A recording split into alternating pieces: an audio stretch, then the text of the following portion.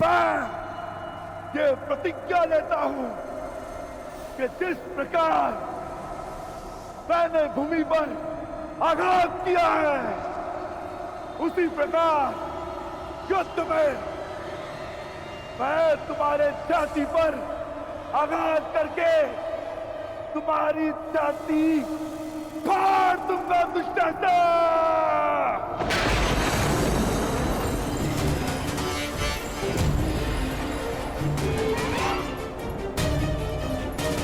तुम्हारे छाती के लहू से याज्ञसेनी के केश धोऊंगा।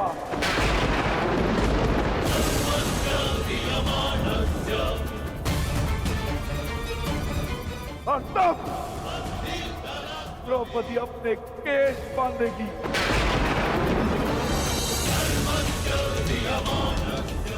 तुम्हारे छाती का लहू पीकर मैं अपनी प्रतिज्ञा पूरी करूंगा।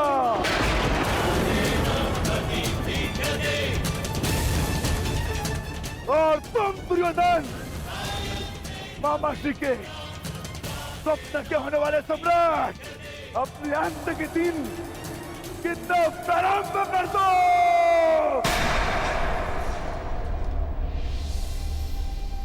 दुर्योधन, मुझे तो भय लग रहा है भीम का।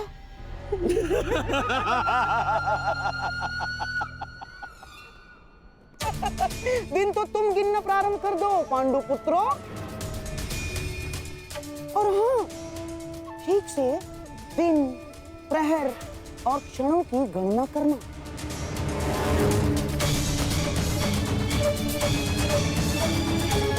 कहीं चूक गए तो फिर से वनवास। जाओ जाओ जाओ जाओ। अवश्य गिनेंगे मामा श्री। मैं पांडुपुत्र सहदेव ये प्रतिज्ञा लेता हूं कि ये वनवास समाप्त होने के पश्चात मैं आपका वध करूंगा।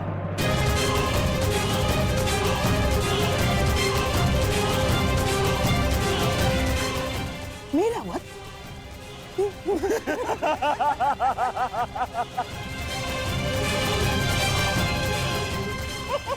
जाओ। चलो अनुज, हमें यहां से प्रस्थान करना है।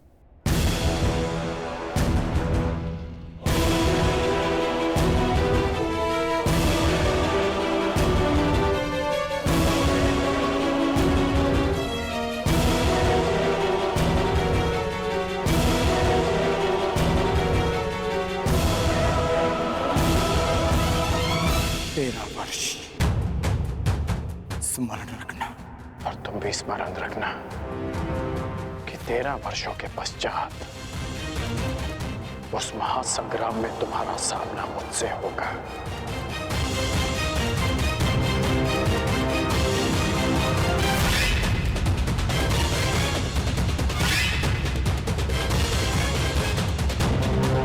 आओ मेरे सम्राट, पांडवों के इंद्रप्रस्थ को अब दुर्योधन की विजय का प्रतीक बनाते हैं।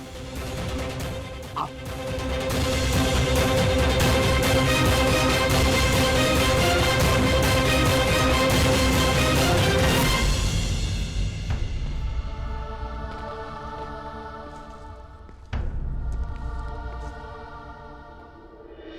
नारायणं नमस्कृत्य नरं चैव नरोत्तमम् देवीं सरस्वतीं व्यासं ततो जयम् उदीरये। नारायणं नमस्कृत्य नरं चैव नरोत्तमम् देवीं सरस्वतीं व्यासं ततो जयम् उदीरये।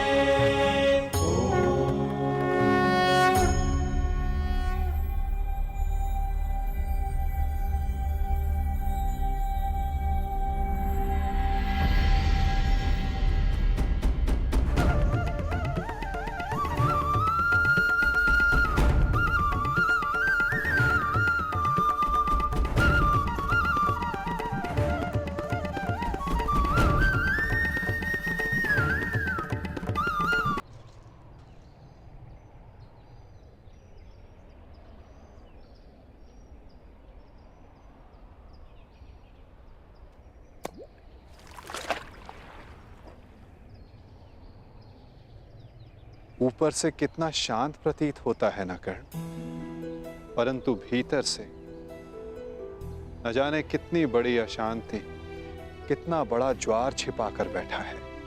आपने मुझे जल की अशांति के विषय में बताने के लिए तो नहीं बुलाया केशव। जल की बात कौन कर रहा है कर्ण?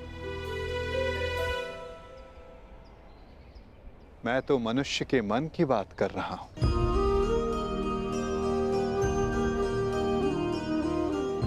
मैंने तुम्हें यह कहने के लिए बुलाया है कर्ण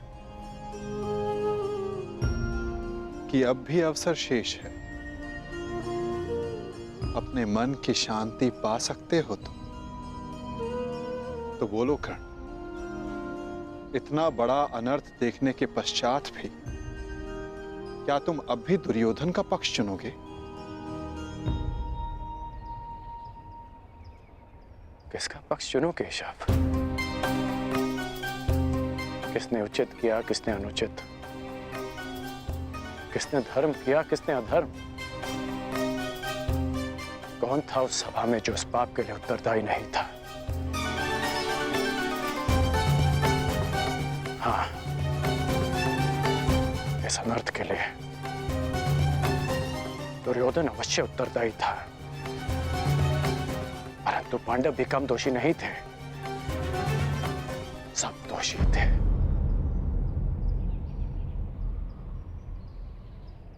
मैं भी दोषी हूं केशव। तुम अब भी प्रायश्चित कर सकते हो कर्ण। कर सकता हूं केशव, परंतु अब प्रायश्चित का नहीं, दंड पाने का समय है।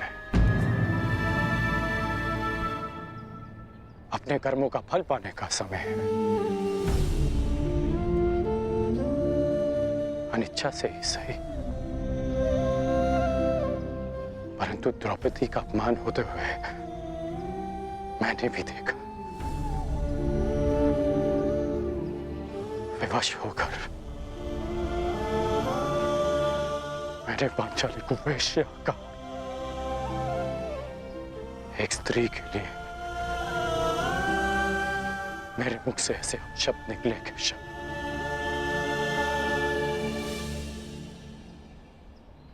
अब उसका विषपान भी तो मुझे ही करना होगा, है ना केशव? परंतु एक प्रश्न शेष है केशव। मैंने तो पाषाण होना चुना, परंतु जिसे आपने पंख बनाया उन्होंने भी आपको लज्जित किया। फिर आप उनके साथ क्यों हैं?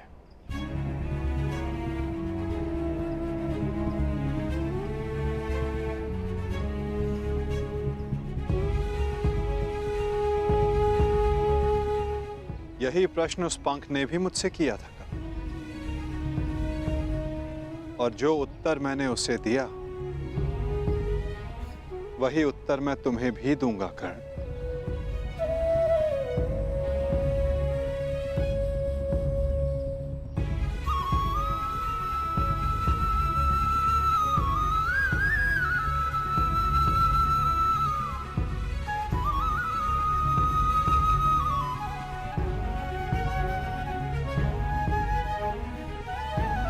मैं किसी के साथ नहीं हूं कर्ण,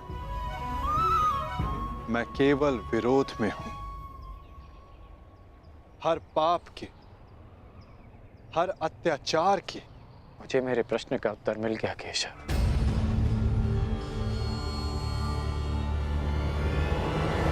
परंतु हमारे मार्ग अलग है। अब हम सीधा युद्ध में मिलेंगे केशव, जहां मैं दुर्योधन का साथ दूंगा। अपना कर्तव्य निभाने के लिए नहीं, परंतु द्रौपदी के साथ जो पाप हुआ उसका परिणाम भोगने के लिए। मैं जानता हूं केशव कि 13 वर्षों के पश्चात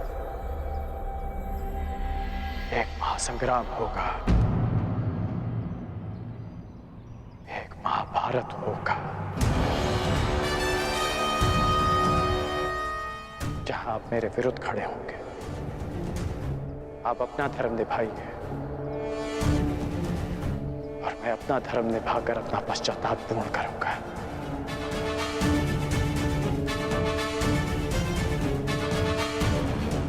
बात कैसे?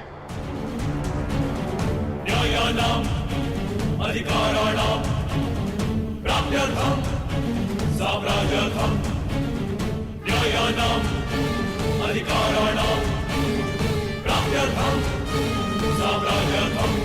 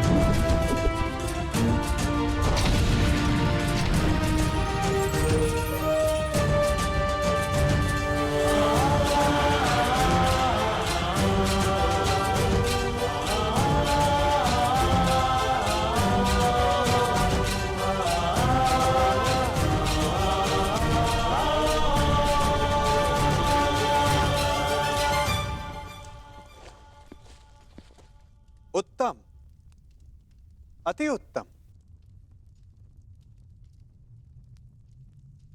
प्रतीत होता है कि वनवास का प्रवास आप पांचों भाइयों को बहुत भा गया है। प्रणिपात। मैं यहां आप पांचों को कुछ स्मरण करवाने आया हूं।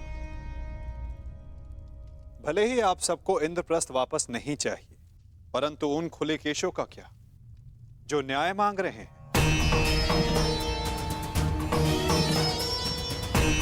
इस भांति वनवास के प्रवास का आनंद उठाकर आप इन खुले केशों को न्याय दिलवाएंगे।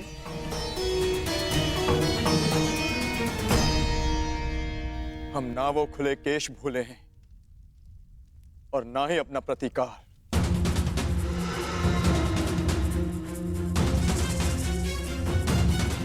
हम युद्ध की तैयारी कर रहे हैं माधव।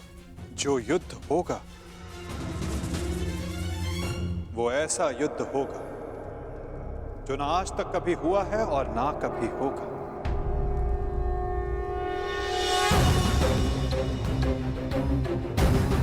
तुम्हें पता ही नहीं पार्थ कि युद्ध में तुम्हारे समक्ष कौन कौन होंगे। दुर्योधन, दुशासन, जयद्रथ, द्रोण, भीष्म, अश्वत्थामा और सबसे महत्वपूर्ण योद्धा अंगराज कर्ण।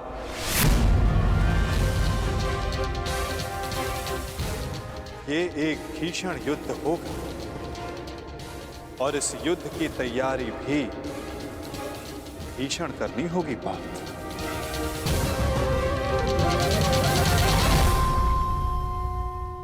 तो हम क्या करें माधव? हमारा मार्गदर्शन कीजिए। जब लक्ष्य कठिन हो तो मार्ग भी सरल नहीं होता पार्थ। एक कठिन मार्ग से जाना होगा, एक कठिन यात्रा करनी होगी पार्थ।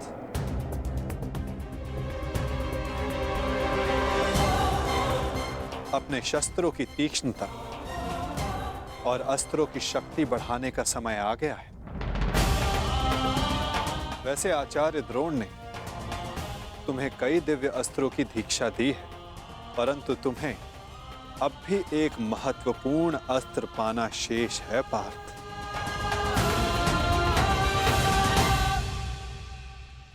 पशुपतास्त्र।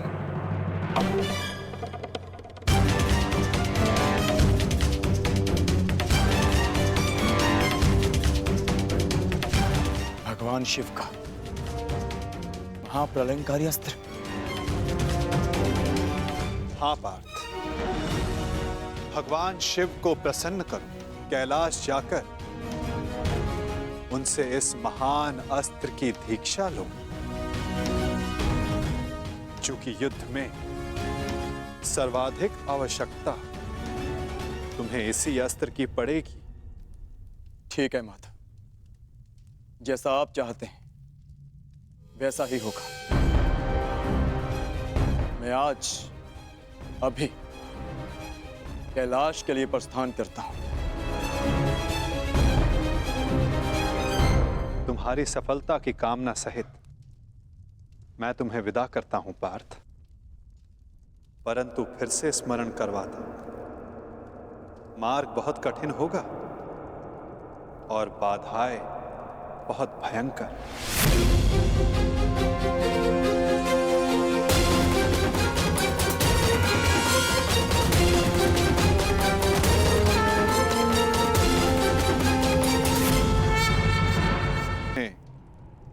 कई दिव्य अस्त्रों की दीक्षा दी है, परंतु तुम्हें अब भी एक महत्वपूर्ण अस्त्र पाना शेष है पार्थ, पशुपतास्त्र। परंतु फिर से स्मरण करवाता हूं, मार्ग बहुत कठिन होगा और बाधाएं बहुत भयंकर। परंतु आपने कहा था ना माधव, यदि लक्ष्य कठिन हो तो मार्ग सरल नहीं होता। आज्ञा दीजिए माता। यशस्वी भव।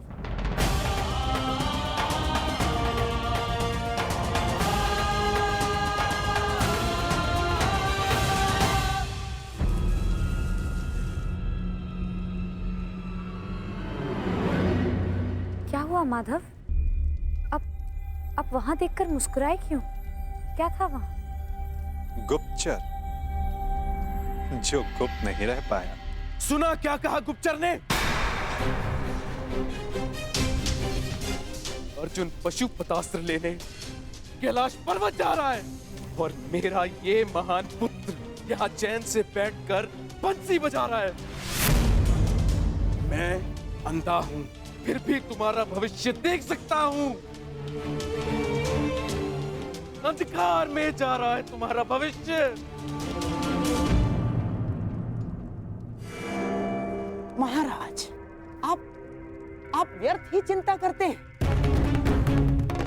अर्जुन का कैलाश पर्वत पहुंचना सरल नहीं होगा।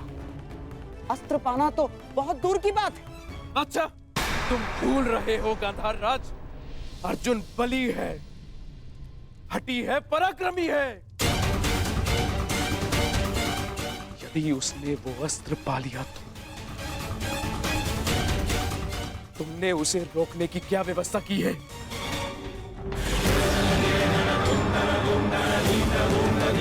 महाराज, आप क्या समझते हैं? इतने दिनों से महर्षि दुर्वासा का सत्कार हम यूं ही कर रहे हैं। महर्षि दुर्वासा के वरदान में बल है तो श्राप महाबलशाली है। उस अर्जुन ने अपनी यात्रा प्रारंभ तो कर दी है, परंतु दुर्वासा के श्राप के अग्नि से अर्जुन समेत सभी पांडव जलकर भस्म हो जाएंगे।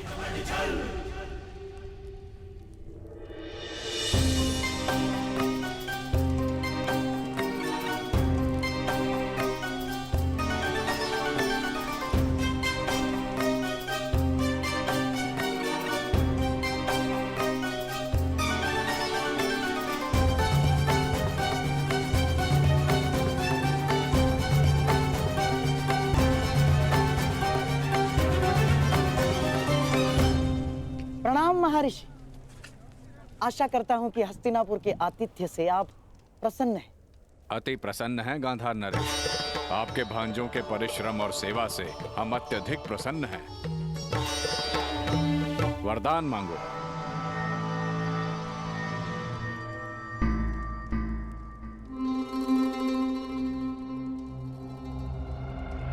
क्या हुआ गांधार नरेश? आपकी आंखों में अश्रु क्यों हैं? क्या